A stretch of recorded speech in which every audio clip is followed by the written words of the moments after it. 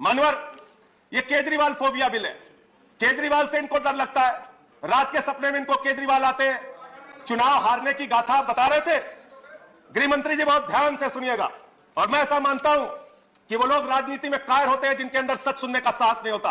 आपने बहुत अच्छा किया बताया उत्तर प्रदेश में हमारी जमानतें जब्त हुई। बहुत अच्छा किया बताया आपने कि गोवा में हमारी जमानत जब्त हुई, उत्तराखंड में हुई। मैं सोच रहा था 51 से निकालूंगा तो आप ज्यादा शर्मिंदा हो जाएंगे, लेकिन मैंने कहा बात से ही शुरू करते हैं। शुरू कर रहे हो सर। ये 80 में चुनाव में लड़े, तमिलनाडु में 0 सीट आई। 84 में लड़े, 0 सीट आई। 89 में लड़े, 0 सीट आई। 91 में लड़े, 0 सीट आई। 96 में लड़े, 1 सीट आई। 2001 में लड़े, 4 सीट आई। 2006 में लड़े, 0 आई। फिर 2011 में लड़े, 0 आई। 2016 में लड़े, 0 आई। 41 साल, 42 साल to do with the bill. आप अरे इन पे कितना बोला इन लोगों ने। यहां पे जमानत जब्त की कहानी सुना के बंद करूंगा। तो अब संजय भाई ने कहा फोबिया हो गया है। संजय भाई की तरह भाषा का प्रयोग मैं नहीं कर सकता मान्यवर। आजकल कर मुझे 27 साल हो गए किसी ने किसी विधायिका में रहते हुए। मैं इसी भाषा का प्रयोग नहीं कर सकता, परंतु सदन की मान्य भाषा में जवाब जरूर दूंगा और मेरा अधिकार है मान्यवर। उन्होंने कहा कि फोबिया हो गया है। अरे भाई, फोबिया कैसे होगा, किसको होगा? आप हमारी डिपॉजिट जमानत का आधा डेटा लेकर आए, मैं दे देता हूं। बहुत इससे भी ज्यादा गई है हमारी जमानत, कोई नई बात नहीं है। मगर एक म्युनिसिपालिटी जीतकर हम ऐसा नहीं कहते थे कांग्रेस को हमारा फोबिया हो गया है। ऐसा अहंकार हम नहीं पालते थे। हम भी देखे हैं समय भाई, बोटाद में हमारी म्युनिसिपालिटी जनसंघ जीत गई तो आनंद हो जाता था, कह रहे भाई चलो एक बार म्युनिसिपालिटी जीत गए। परंतु बाद में यहां आकर अटल जी ये नहीं कहते थे कि जवाहरलाल जी आपको अटल बिहारी वाजपेयी का फोबिया हो गया। मान्यवर, इस चुनाव में ऐसा क्या परिणाम आया है, क्या परिणाम ऐसा आया जिससे हम डरे? मैं बताता हूं। उत्तर प्रदेश के अंदर उनको 0.38% वोट मिला है आप पार्टी, और 349 डिपॉजिट जब्त हो गई, और 306 जगह नोटा से भी कम वोट मिला है। नहीं, मैं फोबिया का जवाब दे रहा हूं रमेश भाई। हमें फोबिया होने का कोई कारण ही नहीं है। मैं जवाब देता हूं पूरा।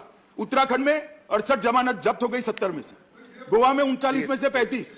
प्लीज प्लीज प्लीज बोलता हूं माननीय एलओपी, प्लीज प्लीज सीट पर बैठकर बात करें। माननीय एलओपी प्लीज प्लीज प्लीज। और मान्यवर, कोई माननीय गृह मंत्री अभिषेक मनु सिंघवी जी ने कहा, प्लीज अभिषेक मनु सिंघवी जी ने कहा कि हम भय से और भय के आक्रांत से बिल लेकर आएंगे।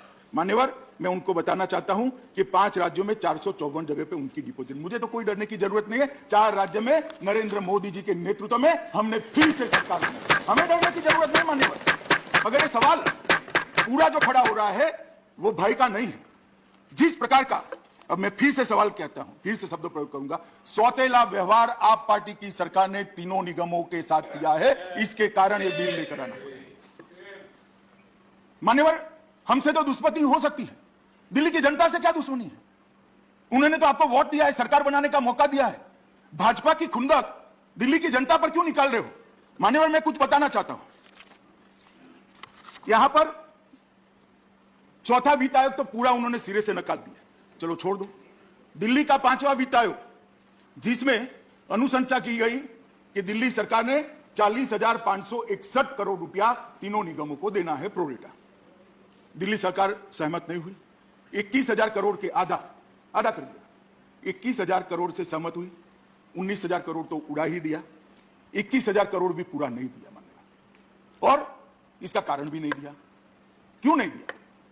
हमने राजधानी क्षेत्र दिल्ली सरकार ने महत्वपूर्ण अनुशंसाओं को जो 5वें दिल्ली वित्त आयोग ने की, उसको मानो ऋण माफी नहीं माना, शिक्षा क्षेत्र व्यय की पूर्ण प्रतिविधि जो प्राथमिक शालाएं कॉर्पोरेशन चला रही है नहीं माना, स्वच्छता पर व्यय के लिए वित्त पोषण नहीं माना, बकाया ऋणों पर ब्याज माफ करना नहीं माना, और ये कहते कि हम सौतेला व्यवहार नहीं करते। मान्यवर, टोटल 5 साल के बाद तीनों निगम की कुल देनदारी 16,415 करोड़ है, और 19,000 करोड़ इन्होंने तो यही नहीं दिए, बाकी नीचे का तो अलग टोटल होता है।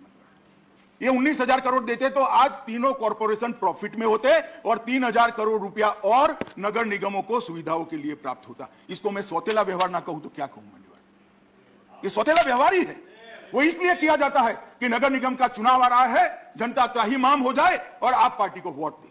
संजय भाई, ऐसे स्वप्न कभी पूरे नहीं होंगे। जनता सब जानती है, जब एकीकरण हो जाए, डिलिमिटेशन हो जाए, आ जाइएगा चुनाव के मैदान में, कर लगेंगे 2-2 हाथ, कोई नहीं डरता जी, कोई फोबिया नहीं। जरा भी नहीं डरते। चुनाव भी मान्यवर समय पर ही होंगे। चुनाव के समय से हमें ना अभी डरने की जरूरत है, ना 6 महीने के बाद डरने की जरूरत है। मगर 6 महीने के बाद जिन लोगों को डर लग रहा है, उनको चुनाव का हवा लग रहा है। मान्यवर हम तो हर जगह ऑल इंडिया पार्टी है, हम हर जगह हर महीना कोई ना कोई स्थानीय इकाई का चुनाव होता है। और हमारी देश में बहुत सारी सरकारें हैं, बहुत सारी जगह पे अलग पार्टी की म्युनिसिपल कॉर्पोरेशन है। कभी हमने दोहरा व्यवहार नहीं किया। कांग्रेस के शासन में बहुत सारी म्युनिसिपल कॉर्पोरेशन हमारी भी है, कहीं हमारे पास आज तक दोहरा व्यवहार नहीं हुआ। ये पहली बार दिल्ली में सौतेले मां जैसा व्यवहार करने की परंपरा हुई है। दिल्ली की जनता इसको अच्छे से जानती है। मुझे लगता है हमारे गुजरात में कहावत है, हवेली लेता बड़ोदरू खोलू।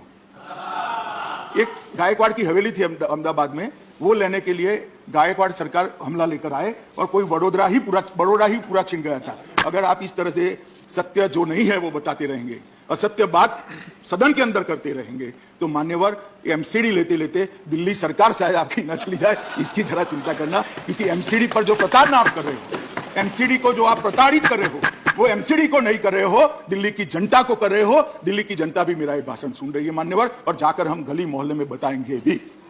इसलिए हमें चुनाव से डरने की कोई जरूरत नहीं है।